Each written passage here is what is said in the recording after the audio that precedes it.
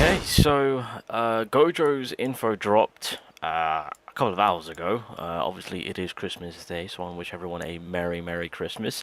Didn't plan on this. I had a pre-recorded video ready to rock and roll, but I got some spare time now, so I just want to quickly look into this Gojo, see what's going on, and yeah, prepare for. I mean, well, then again, he is releasing tomorrow, so that's going to be exciting. Thankfully, with how the developers are, yeah, I think yesterday the 3,000 cubes was given out for everyone, not just JP, also global. So nice, 1,400 farmed up for Gojo. Let's see if I can get him in a free-to-play manner. Fingers crossed. So with Gojo's release, there's going to be an event as per usual, bro. This is how we end off the year. Fair play to the developers. They had to make sure that they had to squeeze in a Gojo. Again, going forward, I don't know what happens and where this leaves Gojo on, if they're going to commit to the bit. Although, oh wait, original story, they can throw in Gojo. It's not the end, boys. That's not the end. As long as there's original story, Gojo is always going to be available. But obviously going forward, once we stay with the actual story itself, yeah, boy's going to be locked up. Unless we get the prison as a playable character.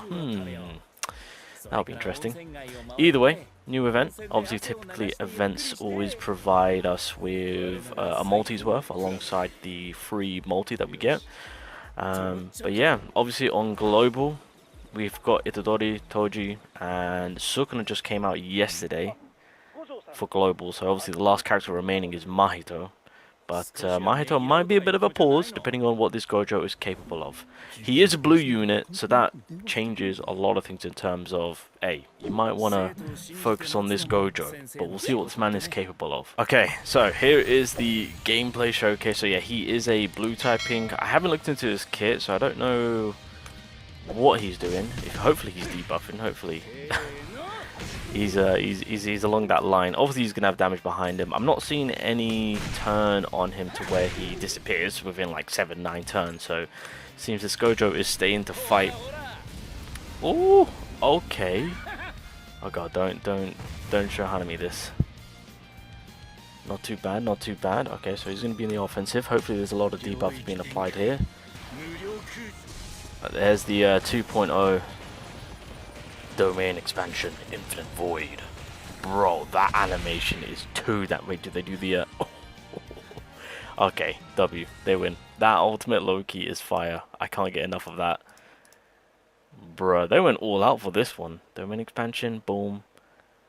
Starts absolutely decimating. Yep. And then the final blow.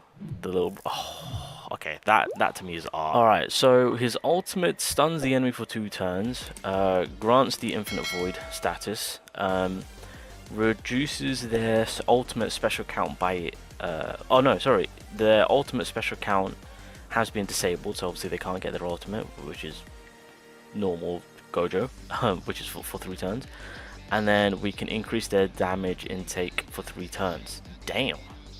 Okay, so they're keeping to how the Infinite Void is, well, kind of usually used in terms of the first year anniversary Gojo. Okay, what else we got? After deploying his domain, Gojo will launch a close combat attack to all enemies. This attack is launched after the damage increasing debuff of the Infinite Void has been applied, so you can expect to deal a tremendous amount of damage. So okay, so we got, I mean, yeah, the Infinite Void is ultimately a ult stopper, debuffer, stopping the enemy, like completely nullifying them, so it's kind of like an all-rounder right there.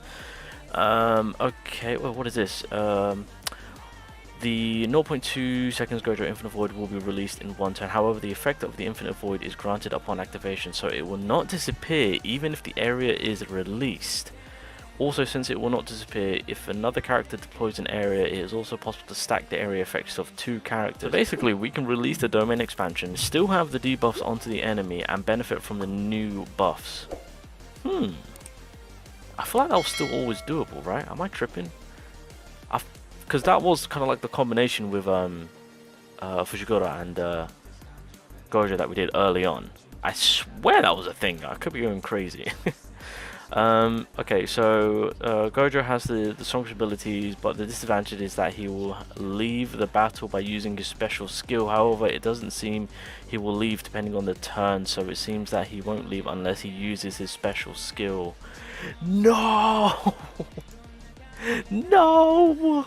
Oh, god damn it. Alright, so that means he's all... Oh, god damn it. Okay. I mean, it makes sense, because he... Oh, god damn it. Alright. Alright, take that how you will. I guess we have to perfectly utilize his... Well, in that case, YUTA... Or, yeah, YUTA would have to be in the 4th slot, or even Sukuna, whoever your main DPS is. So this is a 3rd slot Gojo right here. Or even a 2nd slot, but I'll take 3rd slot. So he's got the highest ultimate requirement of 2, 3, 3, 4. God damn, okay. What is it? So this is the first skill, right? So 0.2 seconds Gojo's skills are divided into physical and spell attacks, so he can be effective in high difficulty quests that have effects such as physical or spell damage reduction. He is expected to be optimal attacker, especially on the most difficult floor, being the 81st floor, of course. Gojo command skill all consume one skill energy. Okay, so he can use his skill every turn. He can choose the attacks that suit the situation. I mean, that's normal for Gojo, so that's fine. So, skill 1, Gojo applies a debuff that increases break damage taken. Following for the taijutsu attacks, the break debuff only lasts for 1 turn, so it's only affecting Gojo's attacks. Okay, so first skill, breaker, debuffing breakage. That's the first skill of it. Oh wait, yeah, you're right. The video does show Black Flash. Well, wait. Okay, well, that's Gojo on his own on the Black Flash then. HP recovery when Black Flash is activated. Ooh, okay, that's nice. So that's something to note. So that's going to be from his passive. Seems that he's also getting some buffs. So that's yeah, I assume that's going to be through the passive, to where if you activate the Black Flash, healing, damage increase. You guys know the drill.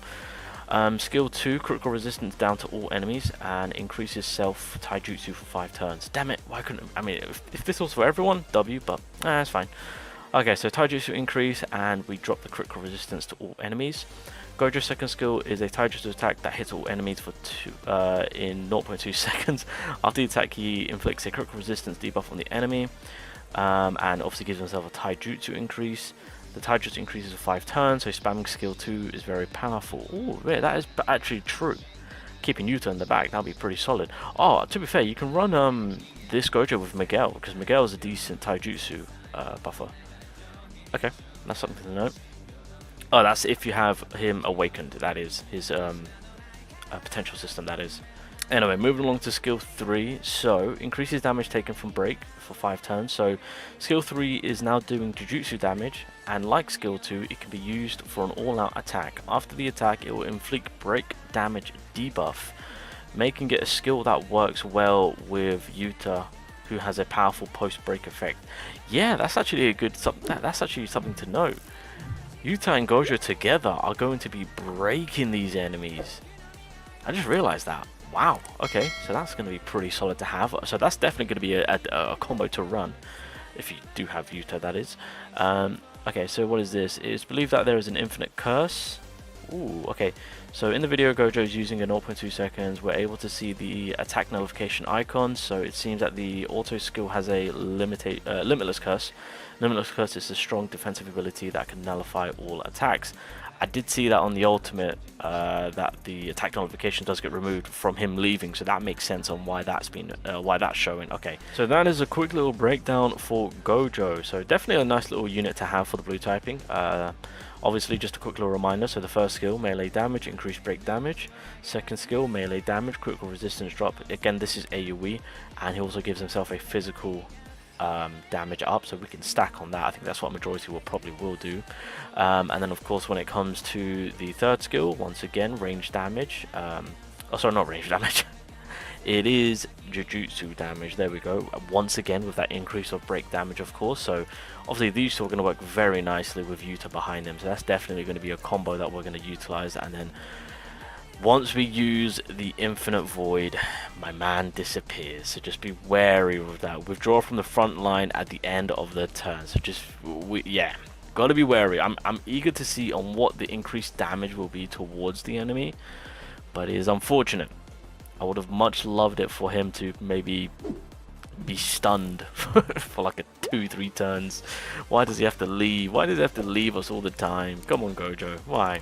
Him and Yuta together are going to be crazy. So that breakageness, I am expecting greatness for that. So definitely a unit not to sleep on. Obviously, good insight news for global, so you guys can kind of figure out on how you want to go about doing it, because obviously the last character remaining before Gojo releases on global is Mahito, and so if you're content with your red typing where they're at, because I mean, to be fair, with where red units are at right now, it's pretty solid, right? Especially, I don't know if global must have gotten the Fushiguro, the latest red one. So then again, I would say mainly focus on Gojo right now.